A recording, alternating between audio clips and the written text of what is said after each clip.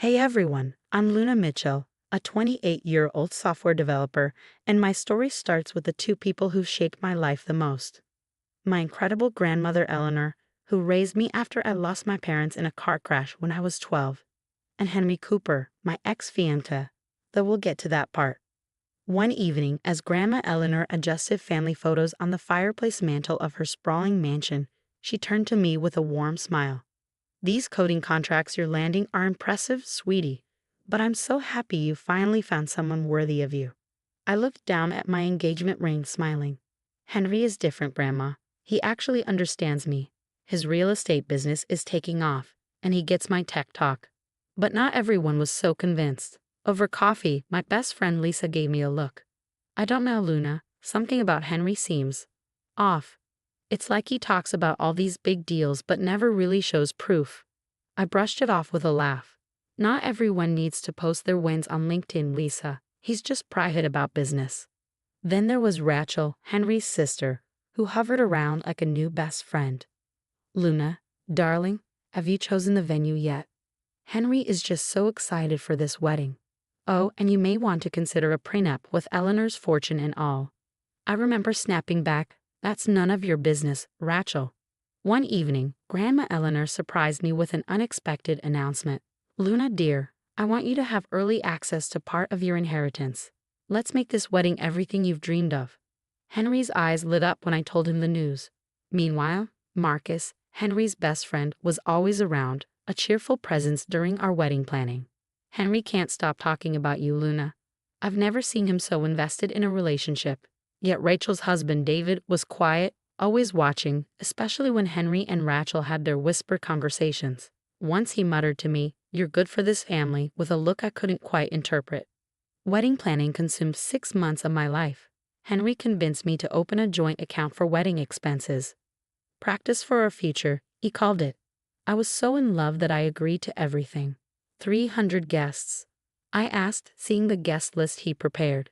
"Eleanor's connections will be great for my business," he said with a grin. "This isn't about business, Henry. It's about us," I reminded him. "Of course, babe," he said, kissing my forehead. But his eyes flicked to the inheritance papers on my desk. Grandma Eleanor was thrilled, helping with every detail. "You'll be the most beautiful bride, sweetheart. I can finally rest easy, knowing you'll be taken care of." I just smiled, hanging up my wedding dress, ready for the biggest day of my life. If only I'd known what was coming. On the day of the wedding, I stood in the bridal suite, my hands shaking as I checked my phone for the 100th time. 300 guests waited, but Henry wasn't answering. "He's probably just stuck in traffic," Lisa said, though I could hear the tremble in her voice. Minutes turned to hours as the whispers outside grew louder. Then Marcus burst into the room, his face ashen. "Luna, I'm so sorry." "Henry, he's gone. He left with Emma, Rachel's friend from the yoga studio." The room started spinning. "What do you mean gone?" I whispered, feeling the words hit me like a punch. "They took a flight to Cancun this morning. Rachel knew. She's been helping them plan it." The world blurred around me. I barely registered the guests drifting away with pitying looks or Lisa holding me as I broke down. Then a scream echoed from the reception hall. "Call an ambulance. Eleanor's collapsed." The hospital waiting room was a haze of fluorescent lights and beeping machines. A doctor finally approached me with a grave expression. "Miss Mitchell, your grandmother suffered a major heart attack. The stress triggered an underlying condition." I sat by Grandma Eleanor's hospital bed, clutching her frail hand. "The joint account," I whispered. "It's empty. Henry took everything. Everything we saved for the wedding." Eleanor's voice was faint but fierce. "Get my lawyer now." The lawyer arrived, and Eleanor's hands shook as she signed. "I'm changing everything, making it ironclad. He won't get a penny." David, Rachel's husband, visited me that evening, delivering the final blow. "Luna, Henry's real estate empire is all fake. He's never closed a single deal. The office he showed you, rented for show. The cars, leased under fake names." "How long have you known?" I asked, my voice barely a whisper. "Too long," he admitted. "Rachel's been covering for him, helping him scam people. I've been gathering evidence for weeks." I watched Grandma Eleanor fade, her last words haunting me. "Don't let them win, sweetheart. Show them what a Mitchell is made of." The day she passed, a package arrived, a final gift from her. Inside, I found proof of everything. Henry's debts, his fake business documents, emails between him and Rachel planning the entire scheme, and the deed to the mansion along with documents for my inheritance, $5 million and 3 properties. David had found it all in Rachel's office. "It's time everyone knew the truth," he said quietly. That night, I sat alone in my apartment, surrounded by wedding gifts I'd have to return. As I read through the lawyer's documents, I realized how far Grandma Eleanor had gone to protect me, even after her death. Lisa visited, and as she watched me reviewing the evidence, she asked, "What are you going to do?" I looked at the mountain of lies David had uncovered, feeling my resolve sharpen. "I'm going to make sure they never do this to anyone else." A year later, my life looked different. My tech startup had taken off, and I gained 30 pounds of self-worth. Henry showed up at my office one day, uninvited, looking worn. "Luna, I made a mistake," he stammered. "Emma, she wasn't you. She left me after spending all your money." "There it is," I said, rising and smoothing my designer suit. I gestured to security, but Henry wasn't done. Rachel started lurking too, popping up like a concerned friend. "Luna, sweetie, Henry's changed. And let's be honest, that inheritance should be shared. You two were practically married." Then came the lawsuit. Henry claimed common law partnership rights, saying we'd shared finances and lived as a couple. My phone buzzed one morning as Lisa burst into my office. "Mrs. Henderson called. Rachel's telling everyone at the country club that you manipulated Eleanor into changing her will on her deathbed." And then Marcus appeared at my door, guilt etched on his face. "Luna, I can't keep quiet anymore.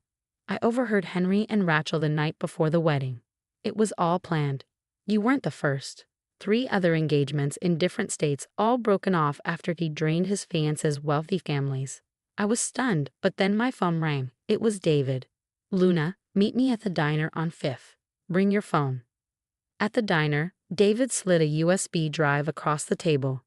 I planted a recorder in Rachel's study. "Listen." I slipped in my earbuds and Henry's voice crackled through. "Once we file the lawsuit, she'll settle.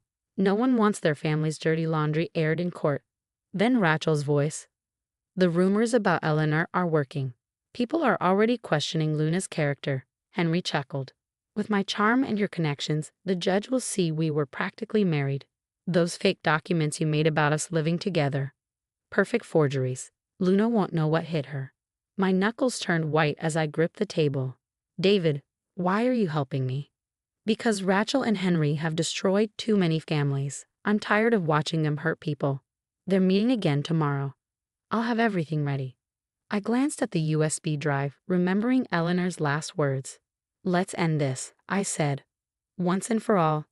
In court, my lawyer stood. "Your Honor, before we proceed with Mr. Cooper's lawsuit, I'd like to submit new evidence." He held up David's recordings. Henry's face went pale as his lawyer sputtered. "What evidence?" The recordings played, filling the courtroom with Henry and Rachel's voices, detailing their scheme in their own words. But that was just the beginning. "The FBI would like to speak with you, Miss Mitchell," a stern-faced agent said as he appeared in my office. "We've been tracking a pattern of marriage fraud across state lines."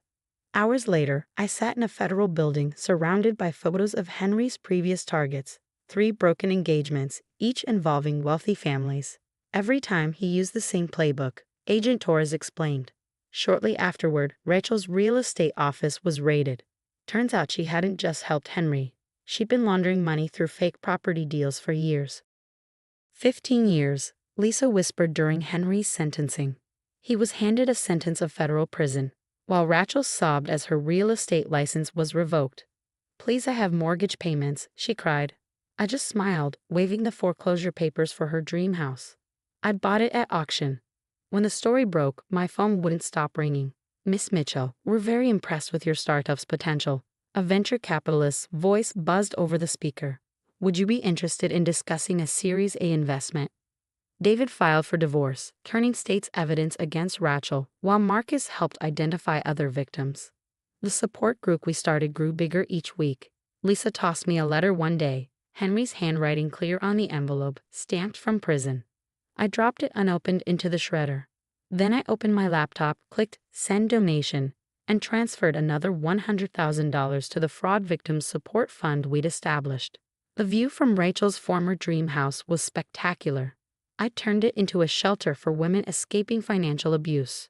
Grandma Eleanor would have loved that.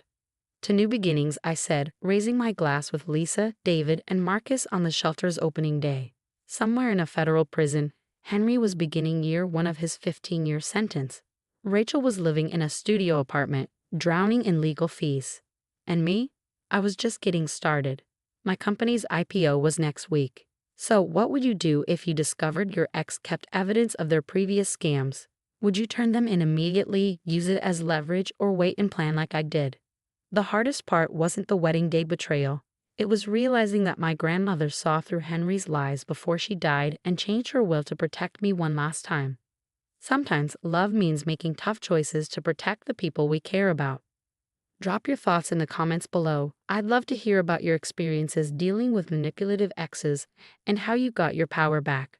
Remember, success is the best revenge, but justice is pretty sweet too. If this story resonated with you, make sure to hit that like button and subscribe for more tales of overcoming toxic relationships and coming out stronger. New stories drop every week about survival, revenge, and karma finally catching up to those who deserve it.